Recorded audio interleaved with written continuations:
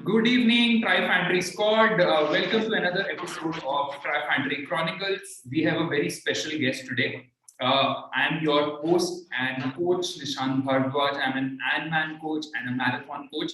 And today is a special edition of our Trifantry Chronicles. Today we are speaking with a very special gentleman all the way from Himachal, Mr. Sunil Sharma. He's a very, I would say, a runner who has done so many things. Normally, when you're training to do your marathons, you would spend months and months on your training, and then you will spend 12 to 16 weeks to do one marathon. But Sunil ji is doing one marathon, and in fact, more than that. Today, he's been doing 55 to 60 kilometers every single day from 30th of December. Last 10 days, I think he's covered more than 550 kilometers. Let me welcome Sunil Sharma ji. And today's episode is also very special because आज का episode हम हिंदी में करने वाले हैं. तो काफी बार comments में बोला जाता है कि आप हिंदी में कीजिए, कुछ लोग चाहते हैं कि हम और सीखें, हिंदी में करें. तो आज हमारा पहला एपिसोड सुनील जी के साथ है, वो भी हिंदी में. Very warm welcome, Sunil ji. Thank you for coming on the show and sharing your nuggets that you will be doing through the show. सबसे पहले तो आप सबको और आपके सभी दर्शकों को मेरा प्यार भरा नमस्कार और बहुत बहुत धन्यवाद कि आप लोगों ने मुझे ये मान सम्मान दिया और आपने अपने चैनल पे इंटरव्यू के लिए मुझे बुलाया. तो thank you so much. Thank you Sunil ji. Sunil ji, सबसे पहले तो आप मुझे ये बताइए कि हमारे जो दर्शक हैं वो मोस्टली मैराथन्स, ट्रायथलॉन्स, रनिंग और स्विमिंग के अंदर हैं. तो आज इस एपिसोड से उनको क्या-क्या सीखने को मिलेगा? निशान जी, हर इंसान से हमें कुछ ना कुछ सीखने को जरूर मिलता है और सीखने की कोई उम्र नहीं होती है. इससे पहले कि हम अपना सफर शुरू करें, मैं आपको हल्का सा अपना परिचय देना चाहूंगा. मैं जहां पे भी जाता हूं, मेरा छोटा सा परिचय होता है कि मैं एक किसान का बेटा हूं और एक फौजी का भाई. इसलिए दो लोगों से बहुत प्यार करता हूं, किसान से और जवान से. तो आपके जितने भी जो ऑडियंस है, मैं उन लोगों से भी एक रिक्वेस्ट करना चाहूंगा कि प्लीज जहां पे भी आपको हमारे सैनिक भाई मिले, आप उनको देख के क्लैप करें, स्माइल पास करें, सल्यूट करें. अगर हो सके तो उनको गले लगाएं और सिर्फ 2 शब्द उनके लिए जरूर बोले कि पूरा देश आपके साथ खड़ा है. क्योंकि अगर हम आज चैन की सांस ले रहे तो सिर्फ और सिर्फ फौजी भाइयों की बदौलत, वो चाहे एयरफोर्स हो, चाहे नेवी हो या इंडियन हमारी थल सेना हो. क्योंकि वो ना तो कभी ये देखते कि बारिश या गर्मी, सर्दी और कभी ग्लेशियर में, कभी रेगिस्तान में हम लोगों के लिए खड़े रहते और हम लोग बड़े खुशी अपने फैमिली के साथ फेस्टिवल सेलिब्रेट करते हैं. बट वो लोग 24 घंटे हम लोगों के लिए खड़े रहते हैं. ना कभी दीपावली, ना कोई होली, ना कोई उनका फेस्टिवल होता है. मैं स्पेशली कुमार जवानी का भी थैंक्स करना चाहूंगा. उन्होंने जो एक इनिशिएट लिया है कन्याकुमारी कश्मीर टू कन्याकुमारी, मैं भी उसका हिस्सा बना हुआ हूं और हम एवरीडे 55-60 किलोमीटर डेली रन कर रहे. वैसे डिसेबल्ड वर्ड हमें यूज नहीं करना चाहिए, पर वो डिसेबल्ड अगर हुए तो सिर्फ हम लोगों के लिए, चाहे वो कारगिल ऑपरेशन की बात है या उड़ी की, जितनी भी आज तक जो ऑपरेशन होते हैं उसमें हमारे जो सैनिक भाई इंजर्ड होते हैं, उन लोगों के लिए एक Queen's Mary Technical Institute QMTI Pune में है, जो मुझे भी मालूम नहीं था. ये बड़ी दुर्भाग्य की बात है कि शायद 90% इंडियंस को ये पता नहीं होगा कि QMTI भी कोई संस्था है. तो मैं आप लोगों के चैनल के माध्यम से भी लोगों को बताना चाहूंगा कि प्लीज आपको जब भी मौका मिले आप QMTI की साइट पे जाएं और अगर हो सके तो मैं ये नहीं कहता कि आप लाखों या हजारों में डोनेट करें. अगर इस देश की आबादी 125 करोड़ की है, अगर हर एक इंसान सिर्फ ₹1 डोनेट करता है तो यहाँ पे करोड़ों में जाता है. दुर्भाग्यवश जो हमारे सैनिक भाई इंजर्ड हो जाते हैं, उन लोगों को वहां पे ट्रेनिंग दी जाती है, बट उनके पास फंड बहुत कम आता है, गवर्नमेंट की ओर से भी इतनी हेल्प नहीं मिल पाती. तो उसके लिए हम ये रन कर रहे K2K. वाह सुनील जी, आपने ये जो बात बोली वो सुन के मेरे रोंगटे खड़े हो गए. बिकॉज मैं भी एक आर्मी फैमिली से बिलोंग करता हूँ. मेरे पिताजी जो थे वो आर्मी ऑफिसर थे और इनफैक्ट मेरा खुद का जन्म एक आर्मी हॉस्पिटल में दिल्ली में हुआ था और RR सेंटर. और मैं खुद आर्मी से इतना ज्यादा जुड़ा हूँ. बट आपने जो आज बात बोली, because as a non army personnel अगर कोई और आके आपको ऐसी बात बोले और ऐसा ऑनर दे तो उसकी फीलिंग ही अलग होती है. एंड मैंने तो सर्व भी नहीं किया आर्मी में, बस आर्मी एस्टेब्लिशमेंट्स में रहे हैं हम पापा की वजह से. बट जो आपने बात बोली कि कभी भी आप आर्मी वालों को मिलो तो उनको सैल्यूट करो, उनको 2 शब्द अच्छी बात बोलो, मे बी गले लगाओ. this is such a great message. Thank you so much for actually doing this. And मैं ये आपके इनिशिएटिव के बारे में थोड़ा और जानना चाहूंगा और हमारे ऑडियंस, सो दैट आप प्लीज जरूर शेयर कीजिएगा एक लिंक जहाँ पे हर कोई डोनेट भी कर सकता है, और हम इस इंटरव्यू के बाद वो लिंक भी शेयर करेंगे सारी ऑडियंस से। बिल्कुल बिल्कुल। निशांत जी, मैं आपको बताना चाहूंगा कि मैं पिछले 10 सालों से आर्मी के साथ जुड़ा हुआ हूँ, और अभी करंटली मैं स्पेशली इस रन के लिए आया हूँ, बट मैं जो अभी ट्रेनिंग दे रहा हूँ फॉरमैक फर्स्ट सिख है, उनको मैं ट्रेनिंग दे रहा हूँ पिछले 5-6 महीनों से। और अभी बल्कि मेरी टीम के हमेशा कॉल आते रहते हैं कि सर आप वापस कब आ रहे हो। मैंने कहा कि अभी थोड़ा सा एक रन कंप्लीट हो जाएगा तो उसके बाद मैं आपको जरूर, तो मैं फ्री ऑफ कॉस्ट आर्मी को ट्रेनिंग देता हूँ। और ये मेरा सौभाग्य है कि मुझे उन लोगों को सर्व करने का मौका मिल रहा है जो पूरे देश को अपनी सेवाएं दे रहे हैं। वाह। तो अब मैं किसान की बात भी जरूर करना चाहूंगा। मैं किसान का बेटा भी हूँ, और हर लोगों से जहां पे भी जाता हूँ रिक्वेस्ट करता हूँ कि प्लीज प्लीज आप खाना बर्बाद मत करें, क्योंकि हमारे करोड़ों भाई बहन रात को भूखे सोते हैं। हम लोग कभी भी बड़े बड़े रेस्टोरेंट होटल्स में जाते हैं तो जब हम कुछ ऑर्डर करते हैं तो बहुत सारा खाना बर्बाद कर देते हैं। तो प्लीज अगर हो सके तो खाना बर्बाद मत करें, क्योंकि एक दाने को उगाने के लिए कितनी मेहनत करनी पड़ती है ये मैं भली बात जानता हूँ, क्योंकि मैं खुद किसान का बेटा हूँ और मैंने खेतों में काम किया है। हम लोग एक सेकंड में नहीं सोचते और हम नाली में खाना बहा देते हैं। और कुछ लोगों का मानना है कि नहीं, जो खाना बचता है वो पशु पक्षी, ऐसा नहीं है। प्रकृति ने हर चीज के लिए हर चीज की सुविधा है। अगर जानवर की बात करें तो उन लोगों के लिए हर चीज बनी है। हम अनाज को बर्बाद होने से बचाएं और आने वाली पीढ़ियों के लिए या जो हमारे गरीब भाई बहन है उनके लिए भोजन बचाएं। वाह। बात करूंगा मैं आर्मी की। जी, तो आर्मी वो एक ऐसा इंस्टीट्यूट, ऐसी संस्था है जो पूरे देश को सर्व करती है, और मेरा सौभाग्य है कि मुझे उनको सर्व करने का मौका मिल रहा है। मैं मेजर जनरल अतुल कोशी जी का जिक्र जरूर करना चाहूंगा, जिनको मैं अपना बड़ा भाई मानता हूँ, और उन्होंने मुझे बहुत सपोर्ट किया है। अगर मेरा रनिंग करियर शुरू हुआ है तो उन लोगों के, मैं जब रनिंग करता था तो मेरे पास इतने साधन नहीं थे कि मैं कहीं पे अच्छी जगह ट्रेनिंग कर सकूं। तो वो हाई एल्टीट्यूड वॉरफेयर स्कूल पड़ता है, ये तो खैर मऊ में जहाँ पे मैं रिसेंटली अभी था, बट हौज पड़ता है हमारा जो गुलमर्ग में है श्रीनगर में, जहाँ पे हाई ऑल्टीट्यूड की ट्रेनिंग दी जाती है। तो हर साल मैं वहाँ पे ट्रेनिंग करने के लिए उनके पास जाता था और वहाँ पे ट्रेनिंग करता था। वाह। तो जो मेरे रनिंग तो ऐसे बचपन से मैं करता था, और मैं क्रॉस कंट्री भागता था कॉलेज टाइम में, मैं सिल्वर मेडलिस्ट हूँ कॉलेज में। बट जो मेरा 2013 से टर्निंग पॉइंट आता लाइफ में, मैंने अपना सारा जॉब छोड़ के पूरा रनिंग में मैं आ गया था, और मैं अभी प्रोफेशनल एथलीट हूँ, और अभी तक इंडिया को बहुत सारी कंट्री में रिप्रेजेंट कर चुका हूँ। South Africa, Brazil, US, France और ताइवान और नेपाल। और 2018 में अल्ट्रा में जो फर्स्ट मेडल दिलाया था वो हम लोगों ने ही इंडिया को दिलाया था, ब्रॉन्ज मेडल। और अभी हाल ही में हम फ्रांस में गए थे वर्ल्ड चैंपियनशिप में, सुपर। 2019 में। उसके बाद ऐसी चीजें मतलब बुरा ये लगता है कि इतने मेडल्स जीते जा रहे हैं, आपके जैसे होनहार लोग जो इतनी मेहनत कर रहे हैं, आर्मी वाले सपोर्ट कर रहे हैं। बहुत सारे आई एम श्योर एथलीट्स ऐसे हैं अक्रॉस द कंट्री जो बहुत मेहनत करते हैं, बट रनिंग की और इस टाइप के स्पोर्ट्स की कभी भी न्यूज ऐसे मेन स्ट्रीम मीडिया में नहीं आती है, जो चीज बाकी लोगों को इंस्पायर करे, जो हजारों और इंडिविजुअल्स को मोटिवेट करे कि आप कर सकते हो। तो ये बहुत ही दुर्भाग्य वाली बात है कि इतना ग्लैमरस नहीं माना जाता उस इस पर्टिकुलर स्पोर्ट को। आपको क्या लगता है कि कैसे हम इस चीज को इम्प्रूव कर सकते हैं? हर एक भारतीय को आगे आना पड़ेगा। चाहे मैं अभी बात करूंगा जो हमारे स्पोर्ट्स मिनिस्टर है सेंटर में, अनुराग ठाकुर जी, उन तक भी मैं ये मैसेज पहुंचाना चाहूंगा, पर्सनली उनसे मिलना चाहूंगा कि आप हर गेम को प्रमोट करें, ताकि इंडिया ओलंपिक में, वर्ल्ड चैंपियनशिप में या एशियाड में कहीं पे भी जाए, इंडिया के लिए मेडल लेके आए। ये हमारा 125 करोड़ की आबादी का देश है, और बड़े दुर्भाग्य की बात है कि हमारा 1 या 2 मेडल होता है। और नीरज चोपड़ा जी को भी बधाई देना चाहूंगा, जिन्होंने भारत का बहुत मान बढ़ाया है पूरे विश्व में, और अभी जो जेवलिन थ्रो में गोल्ड लेके आए थे।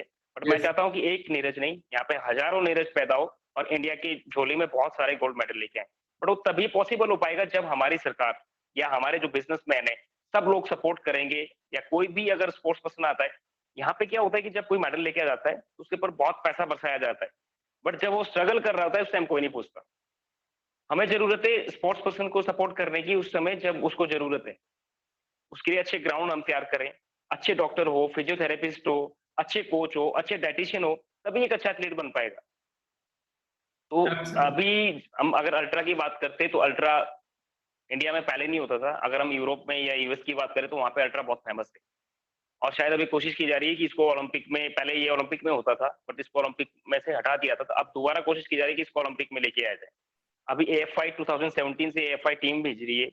अगर एएफआई टीम भेज रही है तो हमें चाहिए कि जो हमारी टीम जाती है वर्ल्ड चैंपियनशिप के लिए, एशियन चैंपियनशिप के लिए, उन लोगों को फुली स्पॉन्सर्ड होना चाहिए और साथ में जॉब सिक्योरिटी और उनको कुछ रिवॉर्ड्स, कुछ रिगार्ड आपको करना पड़ेगा ताकि वो अभी आपने अगर हम 2 साल हमने जो इस महामारी में निकाल दिए कोविड ने सिखा दिया है कि अगर आपको सर्वाइव करना है तो आपको हेल्दी रहना पड़ेगा। मैं नहीं कहता कि एब्सोल्युटली, आप प्रोफेशनल एथलीट बने, बट हर एक इंसान 3 से 5 किलोमीटर रन वॉक जरूर करे ताकि वो हेल्दी रहे और कोई भी बीमारी उससे लड़ सके। Absolutely, absolutely.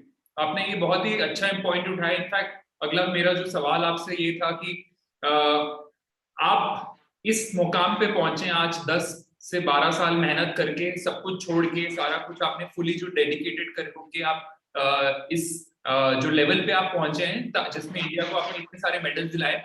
एक नॉर्मल इंसान कैसे स्टार्ट कर सकता है अपनी रनिंग की जर्नी अगर उसका कोई भी बैकग्राउंड नहीं है रनिंग का? और इससे एसोसिएटेड इसके बाद जो मिथ्स हैं वो हम डिस्कस करेंगे, बट आप प्लीज ये बताइए कि कैसे शुरू कर सकते हैं रनिंग? जी, ज़रूर निशान जी। कोई भी इंसान कर सकता है और मिल्खा सिंह जी को मैं अपना गुरु मानता हूँ, मैं उनसे बहुत बार मिलने भी जाता था। वो कहते थे कि बच्चे जिस इंसान के पास डेडिकेशन, विल पावर और हार्ड वर्क है ना, वो दुनिया का कोई भी काम कर सकता है। ये ज़रूरी नहीं है कि हमारा बैकग्राउंड एथलीट रनिंग होना चाहिए, हमारे कोई बैकग्राउंड, कोई भी इंसान स्टार्ट कर सकता है और कहते हैं कि जब जागो तभी सवेरा। अगर कोई भी इंसान चाहे कि उसको इंडिया को रिप्रेजेंट करना है या स्पोर्ट्स में जाना है, वो कर सकता है। बशर्ते ये होनी चाहिए कि वो डेडिकेट होना चाहिए, उसकी विल पावर स्ट्रांग होनी चाहिए कि अगर आप 1000 बार हारो, फिर आप खड़े होने की हिम्मत रखो और आपको हार्ड वर्कर बनना पड़ेगा। अगर मैं अपनी बात करूँ तो मेरा भी बैकग्राउंड ऐसा नहीं है कि मेरी पूरी फैमिली कोई स्पोर्ट्स पर्सन है, या मेरे बड़े भैया एनएसजी कमांडो ज़रूर थे, मैं उनको देख के बड़ा मोटिवेट हुआ था, उनको देख के मैंने रनिंग स्टार्ट की थी। बट मैं इतनी मेहनत करता था कि मैं 24 घंटे में से कई बार 18-18, 20-20 घंटे प्रैक्टिस करता था। वाह, मैं सुबह 3 बजे उठता था, अपना yoga, cycling, swimming, running, gym ये सब करता था। तो बड़ा वाह, मैं अपने आप को प्राउड फील महसूस करता हूँ, कई बार गर्व महसूस करता हूँ कि मैंने इंडिया का, अभी जो आईएफआई की बात करें या इंडिया की फ्लैग करें, वो इंडिया लिखवाना एक मेरा सपना था कि मेरे टी-शर्ट पे भी इंडिया लिखे। तो ये हर एक भारतीय का सपना होता है और मेरा ये मानना है कि कोई भी इंसान कर सकता है, पर एब्सोल्युटली। शर्त ये है कि उसको हार्ड वर्क करना पड़ेगा। उसका विल पावर बहुत स्ट्रांग होना चाहिए कि कोई बात नहीं, 1 बार नहीं मुझसे हुआ, 2 बार नहीं हुआ, आप बार-बार ट्राई करें। वो कहते हैं मेहनत का फल ज़रूर मिलता है, मेहनत का फल कभी बेकार नहीं जाता। Absolutely, wow! 18 आवर्स आप सिर्फ प्रैक्टिस करते थे। और ये कब की हाँ, बात है मैं और सुबह किस 3, चीज के लिए आप प्रिपेयर कर रहे थे? अगर मैं सच बताऊँ तो 2017 में जब एएफआई ने फर्स्ट टाइम टीम भेजी थी, तो मैंने भी उसके लिए अप्लाई किया था, तो मुझे रिजेक्ट किया गया था कि नो डाउट आप बहुत अच्छे एथलीट हो, आपने बहुत बड़े-बड़े रन किए, बट आपने सब सोलो रन किया है, कोई भी आपने कॉम्पिटिशन फाइट नहीं किया है और यू आर नॉट एलिजिबल। मुझे बहुत झटका लगा था और मुझे लगा था कि अगली बार तो मुझे हर हालत में इंडिया टीम में क्वालीफाई करना है और इंडिया को रिप्रेजेंट करना है। तो ये 2017 और 18 की बात है, तब मैं इतनी मेहनत करता था और 2018 में मैंने नेशनल रिकॉर्ड ब्रेक किया था और इंडिया टीम को रिप्रेजेंट किया था। Wow, super, what an achievement Sunil ji. Sunil ji, मुझे एक चीज बताइए कि अगर एक नॉर्मल इंडिविजुअल जब रनिंग स्टार्ट करता है तो उसको बहुत सारे मिथ्स बताए जाते हैं कि आप सड़क पे मत भागिए, आपकी नीज खराब हो जाएंगी, आपको ओल्ड एज में दिक्कत आएगी। तो ये सारे रनिंग से रिलेटेड जो मिथ्स हैं, क्या आप इसको मानते हैं और कैसे इससे इम्प्रूव किया जाता है, या ये सिर्फ एक मिथ है? नहीं, मैं बिल्कुल नहीं मानता। मैं पिछले 10-12 सालों से रोड पे ही भाग रहा हूँ और ऊपर वाले की दुआ से बिल्कुल मेरे घुटने ठीक है और हर बार मैंने फर्स्ट टाइम 192 किलोमीटर किया था, सेकंड टाइम 202 किया था, थर्ड टाइम 216 किया था। अभी प्रीवियस जो मेरा रिकॉर्ड था 228 का, अभी वो ब्रेक हो चुका है। हर बार आगे को बढ़ता जा रहा हूँ और वो मेरे घुटने बिल्कुल सही है। हाँ, बहुत ज़रूरी है कि जब आप ट्रेनिंग स्टार्ट करते हो, आपको प्रॉपर वार्म अप, प्रॉपर आपको रनिंग करनी है, रनिंग पोस्चर आपका सही होना चाहिए, कूल डाउन करना है, स्ट्रेचिंग करना है। सपोज़ करो अगर मेरा वेट 80 केजी और मैं जो मेरी लिमिट है उससे ज़्यादा भागूँगा तो नेचुरल सी बात है मेरी बॉडी में, चाहे नी की बात करूँ, चाहे बैक की बात करूँ या शीन, कुछ भी हो सकता है। सबसे पहले तो मुझे अपना वेट कम करना है, मुझे अपनी बॉडी को शेप में लेके आना है ताकि मैं अच्छे से रन कर सकूँ। और हाँ, थोड़ा-सा ये ज़रूर होता है कि वैसे तो बहुत सारे एथलीट मेरे ऐसे साथी लोग हैं जो बेयरफुट भागते हैं, उनको भी कुछ नहीं होता है। बट अगर आप अच्छे कुशनिंग वाले शूज पहनते हो तो वो आपके लिए और हेल्प करता है। आप यकीन नहीं मानोगे, पिछले मैं 5-6 सालों से रोड रनिंग कर रहा हूँ। सबसे पहले मैंने 127 किलोमीटर किया था, सेफ वाटर सेफ फॉरेस्ट के लिए। सेकंड रन मैंने 250 किया था चंडीगढ़ टू दिल्ली, बेटी बचाओ बेटी पढ़ाओ के लिए। थर्ड रन मैंने दिल्ली टू मुंबई किया था, फिट इंडिया के लिए। फिर मैंने एक बार कुमार अजवानी जी के साथ रन फॉर डिसेबल सोल्जर के लिए मुंबई टू दिल्ली किया है। मैं मोर देन 2 लाख किलोमीटर चल चुका हूँ अभी तक। अगर मेरे घुटने अभी खराब नहीं हुए तो वैसे तो बुढ़ापे में सबके ही होने, जो रनिंग भी नहीं करते उनके भी खराब होते। वो डिपेंड करता है कि आपकी डाइट कैसी है, आपका ट्रेनिंग शेड्यूल कैसा रहता है और आप प्रॉपर ट्रेनिंग ले रहे हो कि नहीं ले रहे हो।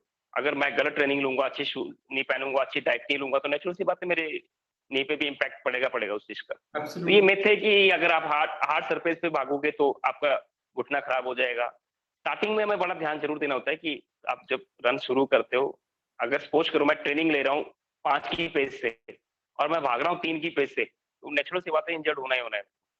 अगर मैंने अपने आप को जो स्पेस जिस स्पेस पे सेट किया है, जिस स्पेस पे मैं ट्रेनिंग ले रहा हूँ, मुझे उसी पे ही थोड़ा ध्यान देना पड़ेगा। कुछ लोग क्या होते हैं कि जोश में आके अपने होश खो देते हैं।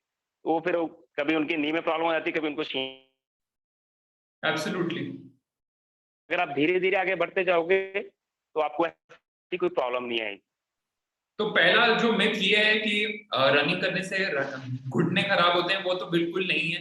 आप उसका जीता जाता एक मिसाल हो कि 2 लाख किलोमीटर करने के बाद भी अभी तक टचवुड इंजरीज नहीं है, वो नहीं है। तो नॉर्मल इंसान जो जिसको पूरे हफ्ते में 25-30 किलोमीटर भागना है, उसको तो कुछ नहीं होने वाला। तो मैं अपने व्यूअर्स को ये जरूर बताना चाहूंगा कि अगर आप रनिंग स्टार्ट नहीं की हो और करना चाहते हो, तो आप बिल्कुल भी अपने दिमाग से ये जरूर निकाल दीजिए कि रनिंग करने से आपके नीज पे कुछ असर होगा। बट यस, राइट शूज होना जरूरी है। राइट तरीके से आपकी जो रनिंग की टेक्निक है, फुट लैंडिंग है, इस चीज पे जरूर ध्यान देना चाहिए। और स्टार्टिंग में स्पीड की बजाय राइट टेक्निक और राइट वे से आप उसको रनिंग को धीरे धीरे शुरू करेंगे, तो हर कोई लॉन्ग डिस्टेंस रनिंग में इवेंचुअली आ सकता है। Right Sunil ji? Right sir, बिल्कुल राइट, आप बहुत सही कह रहे हो। और सबसे जरूरी होता है कि मैंने यहाँ देखा है कि हम लोगों में क्या होता है कि हम बहुत जोश के साथ ग्राउंड में उतरते और 2-4 दिन में हमारा जोश ठंडा पड़ जाता है। हमेशा पहले स्लोली स्लोली आप पहले वॉक करना शुरू करो, पहले 4-5 किलोमीटर आप वॉक करो, फिर उसको आप थोड़ा सा बढ़ाइए, फिर आप जॉगिंग कीजिए। फिर जब आपका 1-2 महीना हो जाएगा, आपका बॉडी वेट भी कम हो जाएगा, आपके मसल्स भी स्ट्रॉन्ग हो जाएंगे, क्योंकि आपको प्रॉपर स्ट्रेंथनिंग और प्रॉपर आप जब आप बस एंडोरेंस होगा, स्ट्रेंथनिंग होगी, तो आप स्पीड में भी जा सकते हो। यहाँ पे क्या होता है कि यहाँ पे लोगों को पता नहीं, सीधा ग्राउंड में उतरे, वार्म अप नहीं किया, स्ट्रेचिंग नहीं किया और सीधा भागना शुरू कर देते थे। इसीलिए लोगों को इंजरी होती है। अगर आपको इंजरी फ्री रहना है, आपको प्रॉपर वार्म अप करना है, प्रॉपर स्ट्रेचिंग करना है और आपका रनिंग पोस्चर बहुत अच्छा होना चाहिए। आपको थोड़ा सा वेट करना पड़ेगा, फिर आप 1 महीना, 2 महीना, 3 महीना धीरे-धीरे बढ़ाते जाइए और आप देखोगे कि 3 महीने बाद खुद ही आपको फील होगा कि नहीं, मेरी बॉडी मेरे को अलाउ कर रही है, अब मैं थोड़ा और फास्ट भाग सकता हूँ, अब और लॉन्ग कर सकता हूँ। आपको ये नहीं कि फर्स्ट डे गए और आपने 20 किलोमीटर मार दिया और 3.5 या 4 के पेस से मार दिया, नेचुरल सी बात है कि नेक्स्ट डे आप उठ नहीं पाओगे।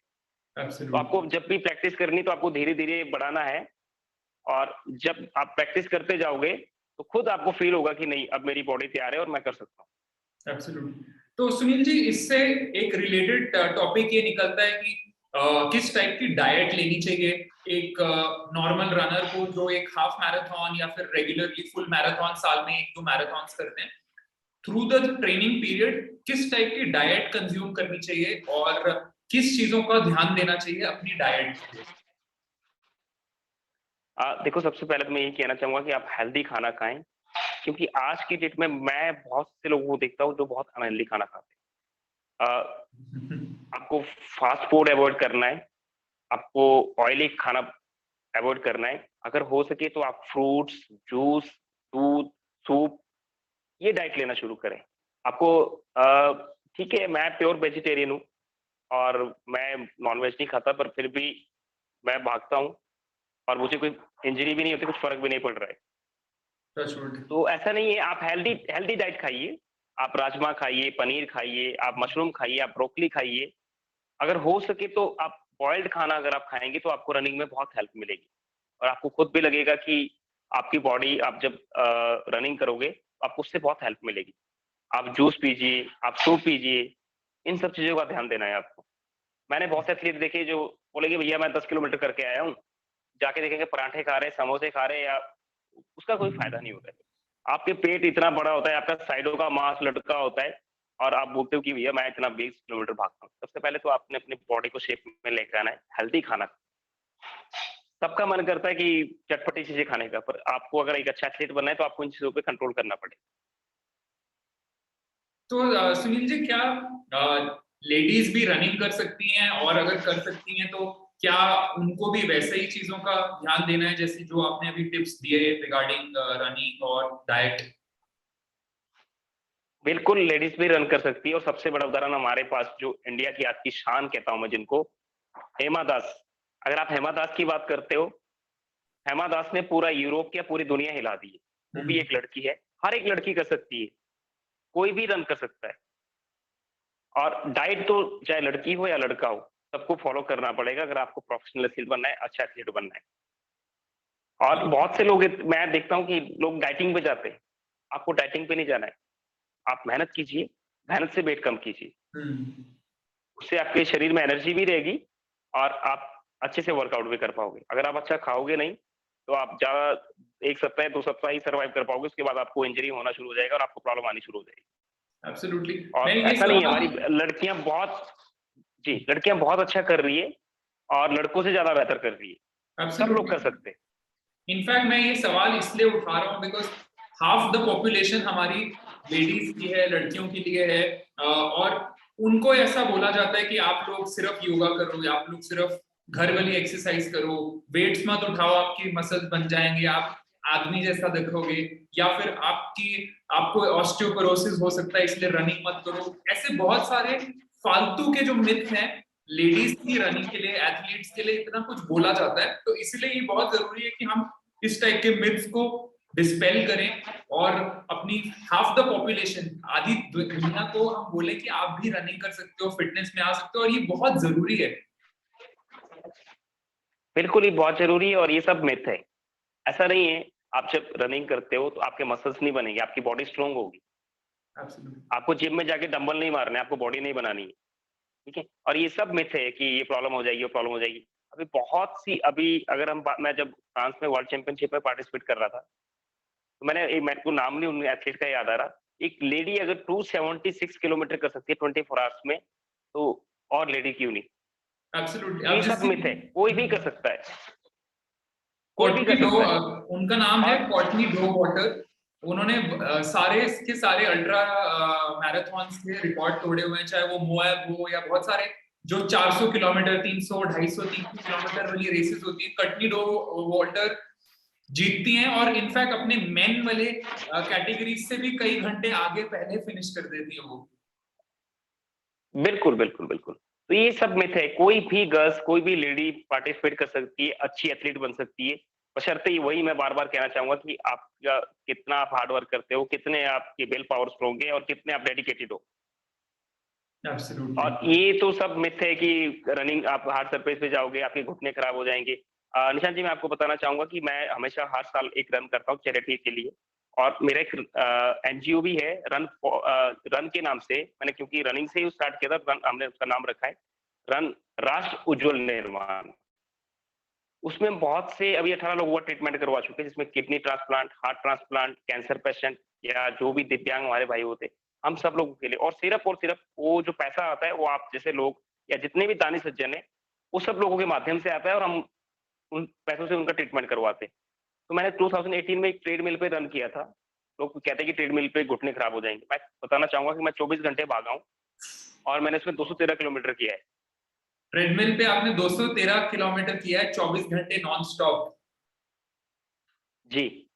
वाओ, वाओ, तो सुपर। ये ये सब मिथ है कि आप ट्रेडमिल पे भागोगे, आप हार्ड सरफेस पे भागोगे तो आपको प्रॉब्लम हो जाएगी। हाँ, आपको इतना ध्यान जरूर देना है कि अगर आपको ऑलरेडी इंजरी है, तो आपको थोड़ा सा ट्रेडमिल से या हार्ड सरफेस से रनिंग करने से बचना है, जब तक आप फिट ना हो जाओ। आप ग्रास वाले ट्रैक पे या मिट्टी वाले ट्रैक पे आप रन कर सकते हो। और अगर आपको हार्ड सरफेस पे भी, अगर आपका ऑप्शन नहीं है कि आपको हार्ड सरफेस पे ही रन करना है, तो आप थोड़ा सा जॉगिंग कीजिए। आप पहले अपने आप को फिट कीजिए, फिर आप रनिंग कर सकते हो। एब्सोल्युटली। इससे रिलेटेड एक अगला सवाल जो मेरा आपसे ये है कि आप अब रोज 55 टू 60 किलोमीटर भाग रहे हैं और लगभग 10-11 दिन हो चुके हैं, तो दैट मीन्स अबाउट 600 किलोमीटर आप भाग चुके हैं, और अभी आप ये कंटिन्यू करने वाले हैं अनदर 20-25 डेज, कितना दिन आपका अभी, कितना एक्सपीडिशन बाकी है? हमारा जो ये फिनिश होना है वैसे 3 नवंबर को होने वाला है, बट हम कोशिश कर रहे हैं कि इसको 26 को हम फिनिश करें, इसलिए जो टारगेट था पहले 50-55 का था, अभी हमने 60-65 का बढ़ा दिया। अब पिछले 3 दिनों से लगातार हम 60 किलोमीटर कर रहे हैं। हम कोशिश करेंगे कि कल 65 या 70 तक हम जाएँ, और टच वुड मैं सच बताऊँ तो अभी भी फ्रेश हूँ, कोई ना तो मेरे को नी में प्रॉब्लम हो रही है, ना कहीं और प्रॉब्लम हो रही है। देखो, आप जब 60-50 किलोमीटर रन करते हो तो हल्का-फुल्का तो थोड़ा-सा रहता ही है कि आपके काफ टाइट हो जाएँगे या थोड़ा हल्का-फुल्का आपका रहता ही है। बट ऐसा नहीं है, फिर हम सुबह दोबारा उठते दोबारा 60 किलोमीटर करके आते हैं, और ये सुपर। पूरा हार्ड सरफेस पे ही हो रहा है। तो मुझे आपको ये जानना है कि आपके रिकवरी के रिचुअल्स क्या हैं, कैसे आप रिकवर करते हो, और आप क्या चीजों का ध्यान देते हो ऑन अ डेली बेसिस जो आपको नेक्स्ट डे के लिए एकदम फ्रेश रखता है? बिल्कुल, ये आपने बहुत अच्छा क्वेश्चन रेज़ किया है, क्योंकि अगर आपने नेक्स्ट डे के लिए अपने आप को तैयार करना है, तो आपको रिकवरी पे बहुत ध्यान देना पड़ेगा। उसके लिए सबसे बेस्ट तो मैं मानता हूँ आइसिंग होती है। जब भी आप अपना रन फिनिश करो, आप आइसिंग ज़रूर करो, और आपको मौसमी और अनार का जूस ज़रूर पीना है, क्योंकि वो बहुत जल्दी आपको रिकवर करता है। ओके। आपको प्रॉपर कूल डाउन करना है, प्रॉपर स्ट्रेचिंग करनी है, और आपको प्रोटीन डाइट लेनी है। आप कभी भी अगर रन करोगे, आप 42 हाफ मैराथन या फुल मैराथन कभी करके आना, और उसके आप वापस आने के बाद आप आइसिंग करना। अगर हो सके तो आइस बाथ लेना। आप नेक्स्ट डे जब उठोगे तो आप बिल्कुल फिट नज़र आएँगे। ये पहले मैं जब भी रन करता था, मुझे भी इतनी नॉलेज नहीं थी, तो मैं हर बार इंजर्ड होता था और 3-4 दिन बेड पे पड़ा रहता था। फिर जब हम बाहर जाते हैं तो कुछ ना कुछ सीखने को मिलता है, और एक मेरे बहुत अच्छे मित्र, मैं कहूँगा उनको, और मेरे फिजियोथेरेपिस्ट है डॉक्टर केविन अग्रवाल, मैं उनको मैजिक मैन नाम दिया हुआ है। वो भी बहुत सपोर्ट करते हैं कि सर आपको कैसे अपने आप को इंजरी से बचाना है, कैसे आपको बॉडी को रिकवर करना है। अभी रिसेंटली जब मैंने 228 किलोमीटर किया था, उसमें भी मैंने नेशनल रिकॉर्ड ब्रेक किया था। तो हमेशा क्या होता है कि जब आप 228 किलोमीटर कर लेते हो 24 घंटे में, तो आप अगले 4-5 दिन वॉक करने की कंडीशन में भी नहीं होते हो। मैं वापस गया और मैंने आइस बाथ लिया। आप यकीन नहीं मानोगे, जब मैं नेक्स्ट डे उठा, मुझे लगा शायद मैं 4-5 दिन उठ नहीं पाऊँगा। मेरा जो भैया का घर है, वो 3-4 मंजिला घर है। मैंने जब 5-6 बार अप डाउन की स्टेयर्स, अपने कपड़े खुद धोए, नहाया-धोया और वॉक करने चला गया। अब वाह। अगर 228 किलोमीटर करने के बाद मैं ये सब कर पा रहा हूँ, सिर्फ उसका यही कारण था कि मैंने प्रॉपर डाइट लिया और आइसिंग किया। आइसिंग आप ज़रूर करें, आइसिंग से आपको बहुत हेल्प मिलेगी। ओके। आइसिंग के अलावा आप और क्या-क्या करते हैं आजकल, जैसे फोम रोलिंग या फिर कुछ और, मसाज गन, आजकल बहुत सारी टाइप के रिकवरी के टेक्निक्स आ गए हैं, तो बिल्कुल, आप बिल्कुल। क्या करते हैं? जी, अगर आपके पास अवेलेबल है तो आप मसाज ज़रूर कराएँ, नहीं तो आप अपना फोम रोलर रखें और आप फोम रोलर ज़रूर करें। आप स्ट्रेच बॉडी को स्ट्रेच ज़रूर करें, और आइसिंग मैं इसलिए कहता हूँ कि मैं जब भी वापस होटल में आता हूँ, तो मैं सबसे पहले एक ही क्वेश्चन करता हूँ होटल वाले से, सर आइस मिले? और उसमें आइसिंग करना शुरू कर देता हूँ। ओके। और मेरे को एक नारियल पानी चाहिए होता है, एक जूस चाहिए होता है, क्योंकि नारियल पानी आप, और पानी का आप स्पेशली बहुत ध्यान रखिए। अभी कम से कम मेरे को 10 से 15 लीटर पानी चाहिए होता है। अगर आप प्रॉपर पानी पियोगे तो आपकी एक बॉडी डिहाइड्रेट होने से बचेगी, और एक बहुत फास्ट आपकी रिकवरी भी होगी उससे। ओके। ओके। तो अभी जब आप अपना ये 60 किलोमीटर्स का रोज रन कर रहे हैं, ड्यूरिंग द रन क्या कंज्यूम करते हैं आप सब, और क्या आपका बेसिकली इन रेस न्यूट्रिशन कैसा रहता है, क्या क्या खाते हैं और किस किस किस इंटरवल पे कंज्यूम करते हैं आप? हम सुबह उठते ही सबसे पहले तो मेरे को 2 लीटर पानी चाहिए होता है। मैं पानी पीता हूँ, और एक उसके आधे घंटे बाद एक एप्पल लेता हूँ, और एप्पल लेने के बाद हम पहले हल्का-फुल्का स्ट्रेच वार्म अप करके फिर रन स्टार्ट करते हैं। और ड्यूरिंग रन हम या तो ब्रेड रख लेते हैं, या बिस्किट रख लेते हैं, या जैगरी रख लेते हैं, या सॉल्टी पीनट्स रख लेते हैं। ये भी हम लेते रहते हैं, और जहाँ पे भी हमें नारियल पानी मिलता है, नारियल पानी पी लेते हैं, या जूस मिलता है, जूस पी लेते हैं। गन्ने का हो या मौसम्मी का हो, अनार का हो, जो भी जूस मिलता है वो जूस ले लेते हैं। या फिर लंच में हम कभी कर्ड राइस कर लेते हैं, या एक मेरे को पनीर ज़रूर चाहिए होता है, चाहे वो कच्चा पनीर मिल जाए या पालक पनीर हो या कुछ भी हो। क्योंकि आपको प्रोटीन डाइट ज़रूर चाहिए, क्योंकि तभी आप नेक्स्ट डे के लिए फिर दोबारा अपनी बॉडी को प्रिपेयर कर पाओगे, और अच्छी रिकवरी भी होगी। तो ये सब चलता रहता है, बाकी जो भी हेल्दी मिलता है, सब चलता है। ऐसा मैं ये पराठा अवॉइड करता हूँ, पूरी अवॉइड। जी, कितने सारे लोग मैं बोलते हैं ना पराठा कि अवॉइड। प्रोटीन जी। शेक चाहिए, जेल्स चाहिए हर 50 मिनट में, और काफी सारे आजकल फैंसी चीजें आ गई हैं और सॉल्ट के टैबलेट्स आ गए हैं, तो आप ये सब नहीं कंज्यूम करते? वैसे अगर हम ये चीज़ लें तो इसका फ़ायदा ही मिलता है। पर कई बार क्या होता है कि हमारे पास इतने पैसे नहीं हो पाते कि हम ये सब चीज़ें ले पाएँ। वैसे तो क्या है कि आपको मल्टीविटामिन भी लेना है, प्रोटीन भी लेना है, और अगर आप चाहो तो जेल भी ले सकते हो। बट जरूरी नहीं है कि आप जेल के, अगर आप जेल नहीं लोगे तो आप नहीं भाग पाओगे। मैं अभी जेल नहीं ले रहा हूँ, पिछले 10 दिनों से हम जब से भी भाग रहे, कोई जेल नहीं हमने लिया है। सिर्फ हमारा जो इंडियन फूड है हम उसी पे सर्वाइव कर रहे हैं, और ऐसी कोई प्रॉब्लम नहीं आ रही है। ठीक है, हाँ, आपको कम क्वांटिटी में अच्छी कैलोरीज मिल जाती है। अगर आप हैबिचुअल हो तो आप जेल ले सकते ओके, ओके, ओके। हो, पर अगर आप नेचुरल डाइट पे ज्यादा बिलीव करते हो तो सबसे अच्छा है। तो पानी में आप कुछ मिलाते हैं, हाइड्रेशन या इलेक्ट्रोलाइट्स, ग्लूकोज? हाँ, बिल्कुल बिल्कुल, हाइड्रेशन जरूर मिलाना चाहिए। आपको कभी भी प्लेन वाटर नहीं पीना है, क्योंकि अगर आप बहुत ज्यादा प्लेन वाटर पियोगे तो आपके बॉडी का सॉल्ट बाहर निकल जाएगा। आपको बड़ा ध्यान देना है कि ना तो आप जब यूरिन जाते हो तो आपको अपना यूरिन चेक करना है, ना तो बहुत व्हाइट होना चाहिए और ना बहुत ज्यादा येलो होना चाहिए। अगर आपका येलो आ रहा है तो इट मीन्स पानी की कमी, डिहाइड्रेट होने के चांसेस ज्यादा है। और अगर बहुत ज्यादा व्हाइट आपका निकल रहा है तो इट मीन्स आपके बॉडी के सॉल्ट सब बाहर निकल चुके हैं। तो आपको बैलेंस लेके चलना है, आपको सॉल्ट भी लेना है, आप इलेक्ट्रोल भी ले सकते हो, और बीच बीच में आपको प्लेन वाटर भी लेना है। Okay, okay, okay. तो सुनील जी, आप, नेक्स्ट चीज मैं ये पूछना चाहूंगा कि फ्यूचर में आप क्या करना चाहते हैं? कुछ ऐसी आपकी बकेट लिस्ट, कुछ ऐसी रेस जो आप जीतना चाहोगे या रेस कम्पीट करना चाहोगे? What is your bucket list? मेरी बकेट लिस्ट में वैसे तो बहुत सारी रेस है। मैं अभी दोबारा से नेशनल रिकॉर्ड ब्रेक करना चाहूंगा, दोबारा से इंडिया को रिप्रेजेंट करना चाहूंगा। हम कोशिश करेंगे कि इस बार हम इंडिया को गोल्ड दिलाएं। कौन और सी कैटेगरी सबसे में, बड़ी और अब जो क्या है अभी का नेशनल रिकॉर्ड, क्या है और आप क्या ब्रेक करना चाहते हैं? मैं पिछले 3-4 सालों से, जैसे 100 किलोमीटर में मेरा नेशनल रिकॉर्ड था। पहले मैंने 8 घंटे, जो दीपक पांडे थे, 8 घंटे 4 मिनट का उनका रिकॉर्ड ब्रेक किया था, 8 घंटे 1 मिनट। फिर एक संदीप जी ने रिकॉर्ड बनाया था 7:57 में। तो वो 3-4 लोगों ने, अभी अमर देवेंदा जो अभी करंट नेशनल रिकॉर्ड होल्डर है, उनका 7:32 है और मेरा 7:47 है। मैं वाह। उसमें फिर से दोबारा रिकॉर्ड ब्रेक करना चाहूंगा। 24 घंटे में मैंने 228 किया था, बट अभी जो इंडियन सॉइल पे रिकॉर्ड है वो अमर देवेंद्र का ही है, 100 में भी और 24 में। उन्होंने 240 किलोमीटर किया है। तो इस बार मेरा टारगेट रहेगा कि मैं 250 प्लस टच करूं, जो एक मेरा ड्रीम है कि मैं 250 टच करना चाहता हूँ 24 आवर्स में। और मैं आने वाले टाइम में, शायद मुझे नहीं पता, पर अभी मेरे पास 3-4 स्टूडेंट्स हैं जिनको मैं अभी ट्रेनिंग दे रहा हूँ, और मैं चाहता हूँ कि 2024 के ओलंपिक में वो लोग खेलें। वाह, सो नाइस सुनील जी।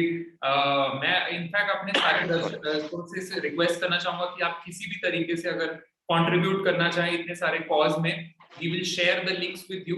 तो प्लीज कंट्रीब्यूट कीजिए, सो दैट इंडिया का, जब हम बात करते हैं कि ओलंपिक्स में मेडल नहीं आ रहे हैं, तो जैसे अभी मैं सुनील जी से इस रिकॉर्डिंग से पहले बात ही कर रहा था कि मेडल्स ऐसे नहीं आएंगे कि आप जीतने के बाद आप उनको कंट्रीब्यूट करो। You have to start creating an awareness, you have to start creating an ecosystem and help them during the need of their practice, right Sunil ji? इस तरीके से हम राइट और राइट, कैसे हेल्प कर सकते हैं? बिल्कुल निशान जी, मैं बहुत बार ये क्वेश्चन उठा चुका हूँ।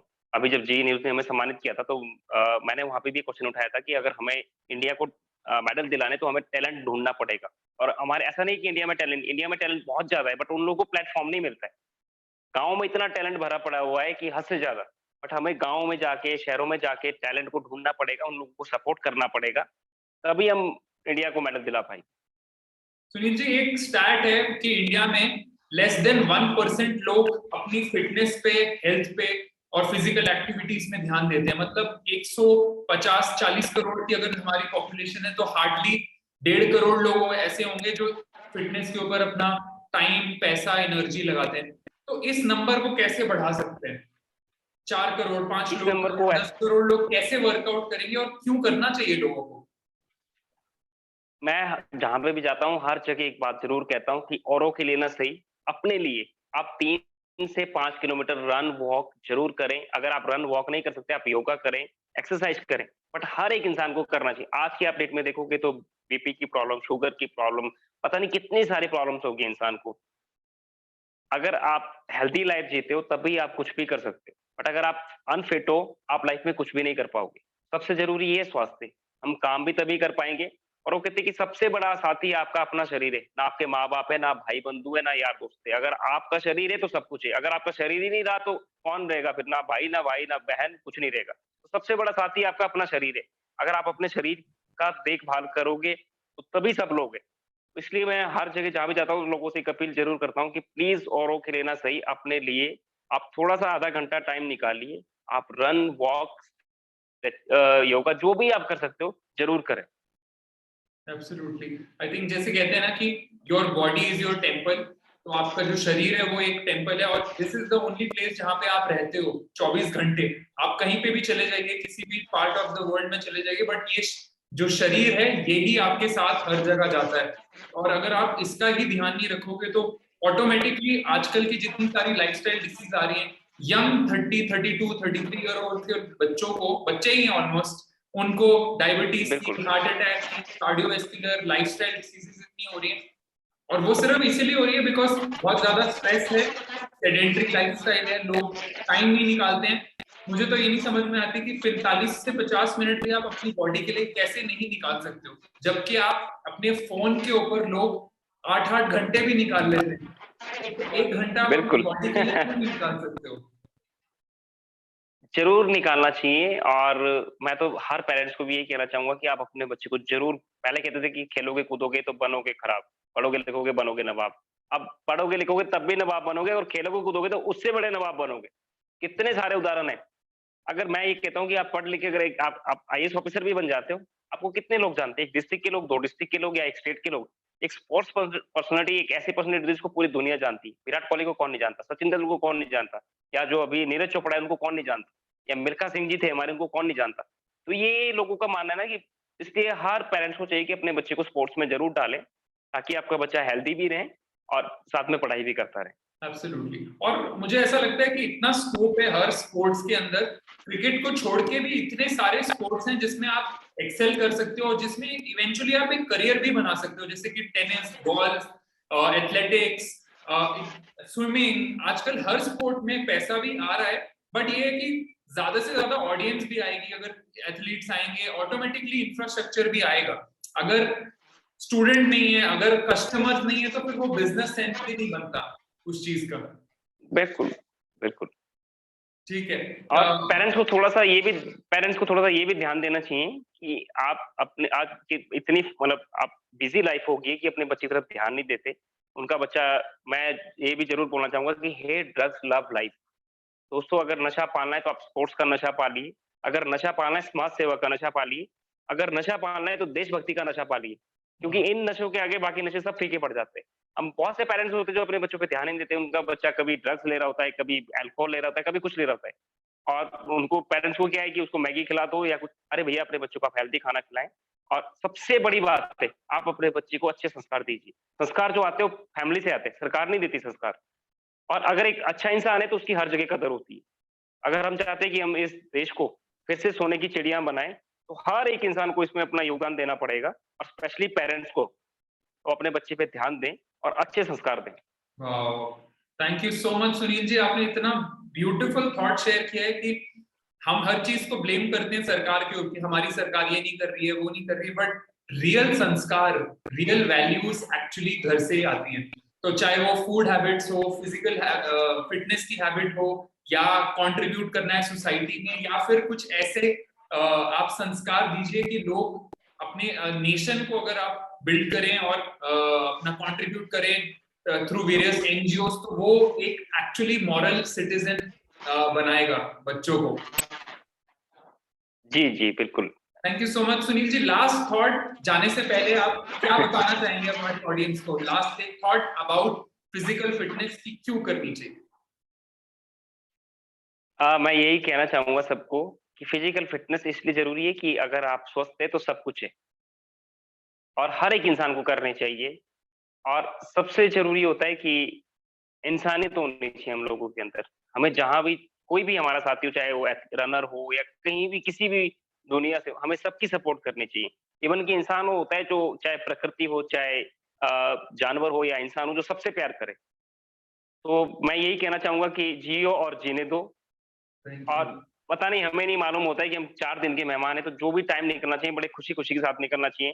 मेरा तो सिर्फ़ एक ही सपना है कि मैं जब ये दुनिया छोड़ के जाऊँ, तो मैं सबके मुँह से मतलब मैं तो नहीं सुन पाऊँगा, बट आने वाली जो पीढ़ियाँ होंगी वो सब ये बोलें कि भैया अच्छा इंसान था और मुझे कुछ नहीं चाहिए। आप बंगला, गाड़ी, पैसा जितना मर्ज़ी जोड़ लो, कुछ नहीं साथ जाने वाला है, सिर्फ़ साथ जाएगी आपकी अच्छाई। Wow, thank you so much Sunil ji, आपने अपना कीमती समय दिया। 60 किलोमीटर रोज भाग रहे हैं, उसके बावजूद हमारे ऑडियंस के लिए आपने टाइम निकाला। आप सुबह फिर आप 60 किलोमीटर भागेंगे, तो थैंक यू सो मच। आपसे बड़ा इंस्पायरिंग पर्सन मैंने रिसेंट टाइम्स में तो मैं किसी से नहीं मिला हूँ। Thank you so much for taking thank you out so your much, time. Thank you, Thank you, thank you. Thanks everyone for thank you. watching Trifantry Chronicles. I will be sharing Sunil Ji's connects with you. Please reach out, contribute, and if nothing, just start working out, get inspired, and start your physical fitness journey today. Train, endure, conquer.